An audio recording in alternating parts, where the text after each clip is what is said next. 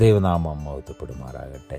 മനോഹരമായ ഈ ദിവസത്തിൽ നമ്മുടെ ജീവിതത്തിൻ്റെ സന്തോഷത്തെ കെടുത്തുന്ന പല നിരാശാജനകമായ അവസ്ഥയിലേക്ക് നമ്മൾ വീഴുന്നതിൻ്റെ ഏക കാരണം നമ്മൾ പാപത്തിലേക്ക് വീണു പോകുന്നതാണ്. അപ്പോൾ ഇവിടെ 1 കൊരിന്ത്യർ 10-ാം അധ്യായത്തിൻ്റെ ആദ്യ ഭാഗത്ത് ദൈവത്തിൻ്റെ ആത്മാവ് നമ്മളെ പഠിപ്പിക്കുന്നത് ഇസ്രായേൽ മക്കളുടെ ജീവിതം, അവരുടെ പലായനം, ആ ഭാഗം വരച്ചു കാട്ടിയിട്ട് നമ്മളും അങ്ങനെ ആകാതെ ഇരിക്കുവാൻ ഇത് ദൃഷ്ടാന്തമായിട്ട് തന്നിരിക്കുക. അപ്പോൾ ഇസ്രായേൽ മക്കൾ ചിലർ എന്ത് ചെയ്തു? മോഹിച്ച് ദുർമോഹികളായതുപോലെ നമ്മൾ ദുർമോഹികളാകരുത്.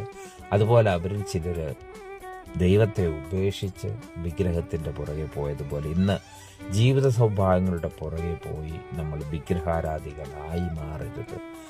മൂന്നാമതൊരു കൂട്ടർ കർത്താവിനെ പരീക്ഷിച്ച് അവിശ്വാസത്തിൽ വീണു. അതുപോലെ നമ്മൾ കർത്താവിനെ പരീക്ഷിക്കരുത്, അവിശ്വാസികളാകരുത്. നാലാമതൊരു കൂട്ടർ എല്ലാ കാര്യത്തിനും പിറുപുറത്തുകൊണ്ട് അവരുടെ ജീവിതം നാശത്തിലേക്ക് തള്ളിയിട്ടു. അതുപോലെ നമ്മൾ ആവശ്യത്തിനും അനാവശ്യത്തിനും പിറുപുറത്ത് നമ്മുടെ ഉള്ള സന്തോഷത്തെ കെടുത്തിക്കളയരുത്. ഇവിടെ വീണ്ടും കർത്താവിൻ്റെ ആത്മാവ് പഠിപ്പിക്കുന്നുണ്ട്. 12-ാമത്തെ വാക്യം, 10:12. ആകയാൽ താൻ നിൽക്കുന്നു എന്ന് തോന്നുന്നവൻ വീരാതിരിപ്പാൻ നോക്കിക്കൊള്ളട്ടെ.